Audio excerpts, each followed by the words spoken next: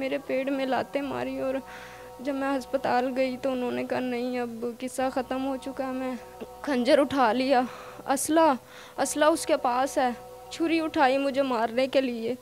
मेरा ससुरा खड़ा रहता और वो मुझे मारता इतना बुरा और वो मुझे कहता तू दफ़ा क्यों नहीं होती, यहाँ से जाती क्यों नहीं। मैंने कहा मैं कहाँ जाऊँगी बच्चे लेके। मुझे चलती हुई मोटर पानी वाली उसके ऊपर गिराया और मेरा गला दबा दिया। अस्सलाम वालेकुम जी, मैं हूँ फैसल खान सूरी और आप देख रहे हैं एनपीजी मीडिया। ना आज सड़क पे ए औरत, जुल्म तेरे घर में हो रहा है, इंसाफ मांग अपनों से। मेरे साथ फरा मौजूद हैं। फरा की शादी को तकरीबन 9 साल हुए। इसके 3 बच्चे हैं। इसके खावंद का नाम अली है। इस पे इतना शदीद किस्म का तशद्दुद किया जाता था इसके खावंद की तरफ से। वो जुआ भी खेलता था, शराब भी पीता था, इसको पीटता भी था। अभी ये इसकी ग्लासेस लगी हुई हैं आंखों पे, वहाँ पे पट्टी अगर आपको नज़र आ रही हो तो उसने ज़ोरदार मुक्का मारा इसकी आंख पे। आंख से पानी निकलना बंद नहीं हो रहा था। यकीन कीजिए जब मैंने इनकी कहानी, इनकी ज़ुबानी सुनी तो मुझे हैरानगी हुई कि मर्द है कहाँ पे। ये मर्दानगी है कि आप अपनी बीवी पे तशद्दुद करते हो। बाकी का मामला इन्हीं से जानते हैं कि किस तरह से इनका खामद इनके साथ सलूक किया करता था। फरा मुझे ये बताओ कितना अरसा हुआ शादी? 9 साल हो गए मेरी शादी को। अच्छा। और उसके बाद उसने तशद्दुद शुरू कर दिया मेरे। तशद्दुद करना कब से शुरू किया था शादी के बाद? 9 साल से 1 महीना से ही गुजरा, उसके बाद उसने तशद्दुद शुरू कर दिया। और उसकी बहनों ने मेरे साथ वो जुल्म किए हैं, मैंने बर्दाश्त किया सिर्फ़ एक इस वजह से कि मैं अपना घर बसाऊं।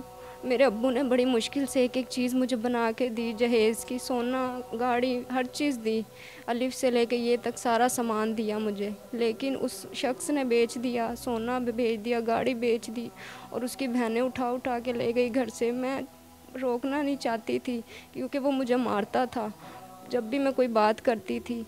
तो उसके बाद मैंने फिर भी अपने दिल को समझाया कि नहीं, घर बसाना है फरा, नहीं। लेकिन उसने मेरी एक बात नहीं सुनी, ना कभी तरस खाया मुझे मारते हुए। मुझे मारते मारते बाहर चौक तक ले जाता था, कोई मना नहीं करता था क्योंकि सब डरते थे उनसे। उसकी माँ मुझे ले जाती थी अपने दूसरे वाले घर, 2 घर हैं उनके, एक घर उन्होंने मुझे दे दिया था। उन्होंने कहा कि ये तुम्हारा ही घर है ये और तुम इसी घर में रहोगी अब। तो मारते मारते बाहर ले जाता, चुटिया पकड़ के मारता, घसीटता। मैं बर्दाश्त करती रहती, मैं अब्बू को नहीं बताती, भाइयों को नहीं बताती। मैंने कहा नहीं, अल्लाह मालिक है मेरा, पर मैंने ये घर बसाना है। फिर अल्लाह ने औलाद दे दी। तो एक जो बेबी मेरा ज़ाया हो गया, इसने मुझे बहुत बुरा तशद्दुद मेरे साथ किया। मैंने वो भी भाइयों को नहीं। मारने की वजह से ज़ाया हुआ था? जी, मेरे पेट में लातें मारी और जब मैं अस्पताल गई तो उन्होंने कहा नहीं अब किस्सा ख़त्म हो चुका। मैं वहीं दाखिल रही, मैंने किसी को नहीं बताया। मुझे कहता था पैसे लेके आ, मैंने जुआ खेलना, मैंने शराब पीनी। मैंने कहा मैं कहाँ से ला के दूँगी तुम्हें। मुझे बहुत मारता था। मेरी यही इल्तिजा है कि जितनी भी मासूम बहनें घर में ये तशद्दुद बर्दाश्त कर रही हैं तो बहुत बड़ी गलती कर रही हैं। अपने भाइयों को, अपने अब्बू को, अम्मी को बताओ। मैंने बहुत तशद्दुद बर्दाश्त किया और अब मेरे 3 बेटे हैं। उसने मेरे बेटे का गला दबा दिया। क्यों? उसने शराब पीनी थी, उसने जुआ खेलना था, मेरे पास कुछ नहीं था। और मैं अपने आप को बचाने के लिए, अपने बच्चों को बचाने के लिए मैं मोहल्ले में छुप गई। तो मुझे कहता, ढूंढता रहा, घर घर में ढूंढा उसने मुझे, मैं नहीं मिली उसको। तो खंजर उठा लिया, असला उसके पास है, छुरी उठाई मुझे मारने के लिए। मेरे पास मोबाइल नहीं था, मेरे पास कोई कांटेक्ट नहीं था जो मैं किसी को बुलाती। किसी ने मेरा साथ नहीं दिया, सिर्फ एक डर के लिए डरते ही रहे। हर पूरा मोहल्ला डरता रहा उससे। घर वाले भी उससे डरते? जी, वो भी मिले हुए हैं, सारे मिले हुए हैं।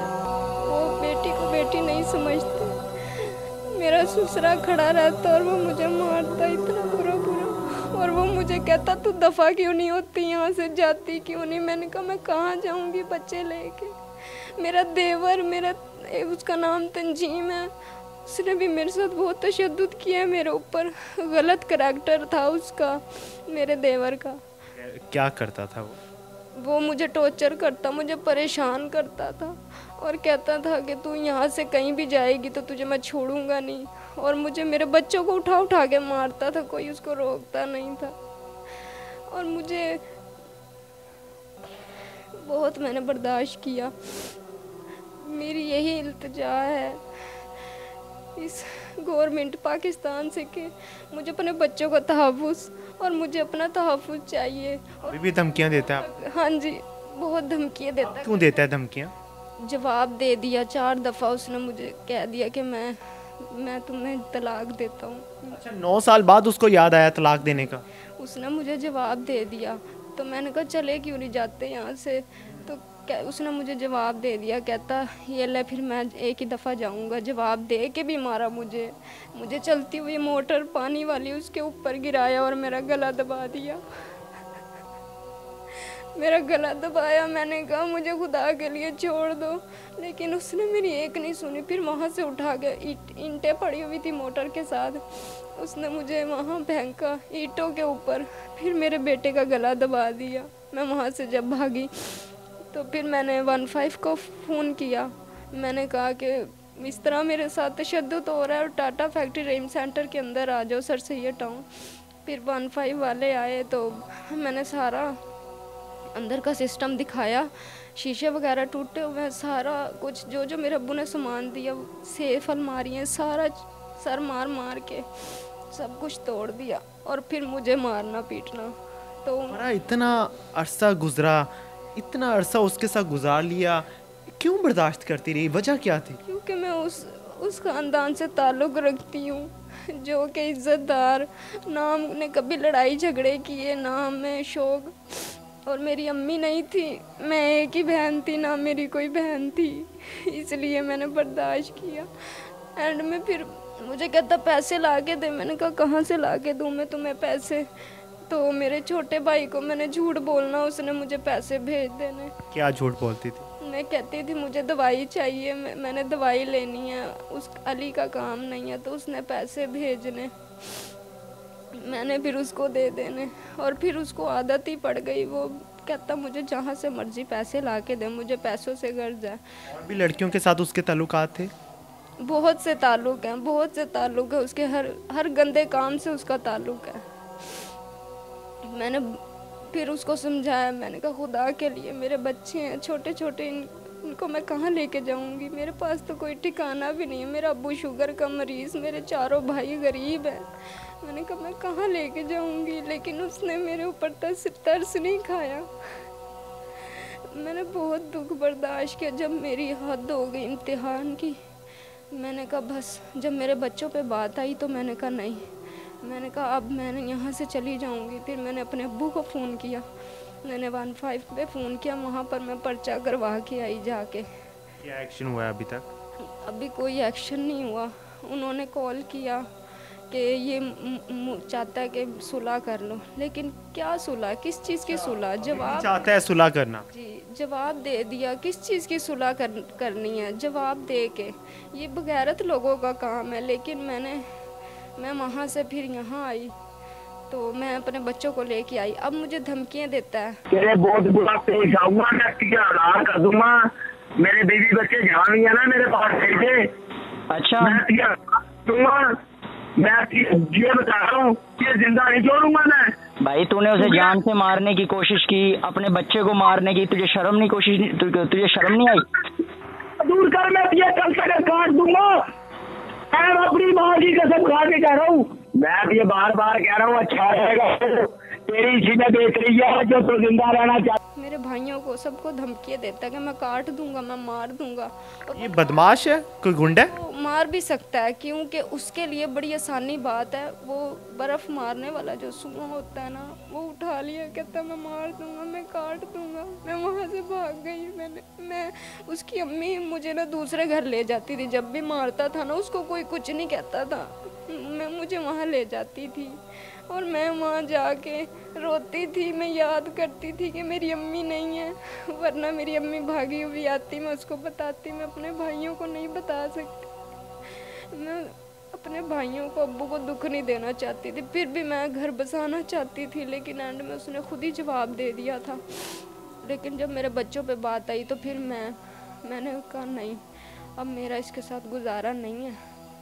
तो बस मैं यही चाहती हूँ कि बाकी बहनें भी मेरी बात समझें, मत इतना तशद्दुद बर्दाश्त करें जितना मैंने किया है और जितना मेरे बच्चों के साथ भी हुआ है। मेरा छोटा बेटा, उनसे भी पूछ लें, वो खुद बता देगा कि हाँ मेरा गला दबाया था पापा ने। और साथ वाली आंटी, फिर आँख के साथ वाली आंटी आई तो उन्होंने उसको छुड़वाया और उसका बड़ा भाई भी बैठा रहा। फिर उसके जाने के बाद मैं एक रात अपनी सास के घर रुकी हूँ। मेरे अब्बू को आने में लेट हो गया तो मेरा जो देवर तंजीम था उसने मेरा गला दबाया तो और कहता कि अगर जो तू यहाँ से कहीं भी गई ना तो मैं या तेरा एक आधा बच्चा मार दूँगा या तुझे रातों रात मार दूँगा। मैंने कहा खुदा के लिए मेरी जान छोड़ दो, लेकिन फिर भी उसने मेरी जान नहीं छोड़ी। फिर मैं अपने ही घर आ गई, उधर से जहाँ मैं रहती हूँ, जो उन्होंने मुझे घर दिया है ना, मेरे बच्चों के नाम करने वाले हैं, वो उस घर में मैं आ गई। मैं वहाँ कुंडी लगा कर और लेट गई।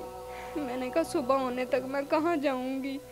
तो फिर मेरा अब्बू आया तो मेरे अब्बू के ऊपर उसने हाथ उठाया। मेरे अब्बू ने किसी को नहीं बताया, मेरे अब्बू ने ना भाइयों को बताया, ना मुझे भी कहता रहा कि किसी को ना बताना कि मेरे बच्चों को दुख होगा कि मुझे मेरी बहन इतनी दुख में रह रही है। लेकिन फिर मैंने एक्शन ले लिया, मैंने बताया सबको। जब मैंने 15 पे कॉल की तो फिर वो आए, सारा कुछ देख के चले गए, पर्चा करवा दिया और मैं अब यहाँ आ गई। तो मैं क्या करूँ आगे की मुझे समझ नहीं आ रही, मैं इन बच्चों को कैसे संभालूंगी। ले जी, ये फरा की कहानी थी। ये कहानी उस मुआशरे में रहने वाली हवा की बेटी की है जो इस्लामी मुआशरा कहलाता है।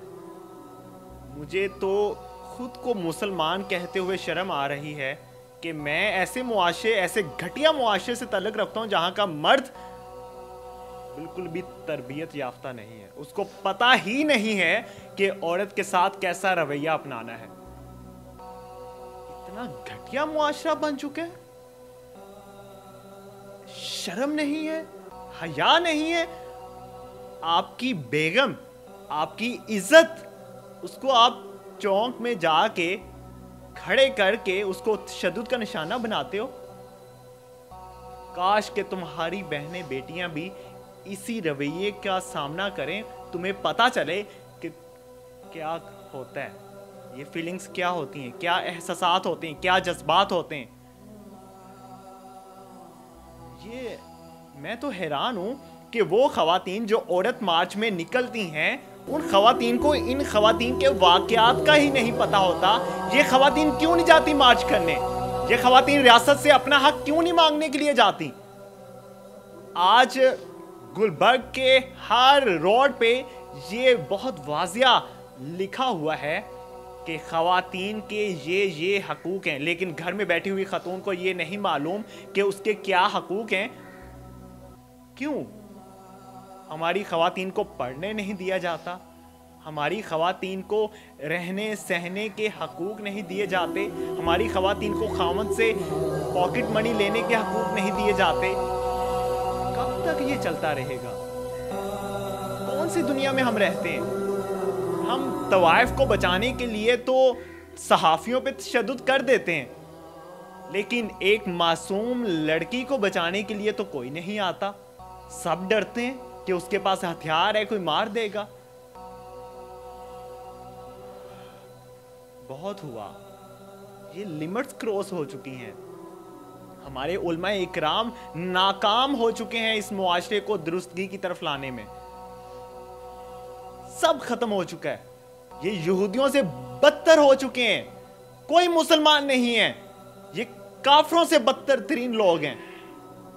इन लोगों को तमीज नहीं है। मेरे पास बहुत अल्फाज हैं और ऐसे अल्फाज हैं कि चुभेंगे, लेकिन नहीं बोल सकता। वजह यह है कि कल को मैं उठाया जाऊंगा। ये मुआशरा किसी को जीने नहीं देता। ये मुआशरा किसी का नहीं है। जिसको पता नहीं हकूकुल इबाद क्या है, ये वो मुआशरा है। पता नहीं कानून कहाँ पे है, पता नहीं कानून के रखवाले कहाँ पे हैं, पता नहीं हक देने वाले कहाँ पे हैं।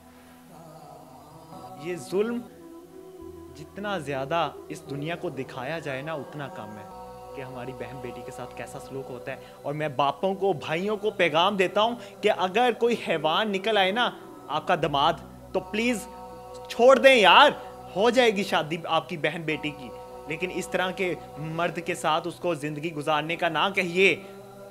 बड़ी मेहरबानी होगी आपकी। ये औरत मासूम है, इस औरत को फूल की तरह रखिए, सीखिए कुछ। जिस तरह से आप अपनी बेटी के साथ प्यार करते हैं उसी तरह ये बहू भी आपकी बेटी की तरह होती है। इसको समझिए, ये भी प्यार की लालची होती है, इसको भी प्यार चाहिए होता है। कुछ रहम कीजिए हमारी बहनों बेटियों पे। इसी के साथ मुझे दीजिए इजाज़त।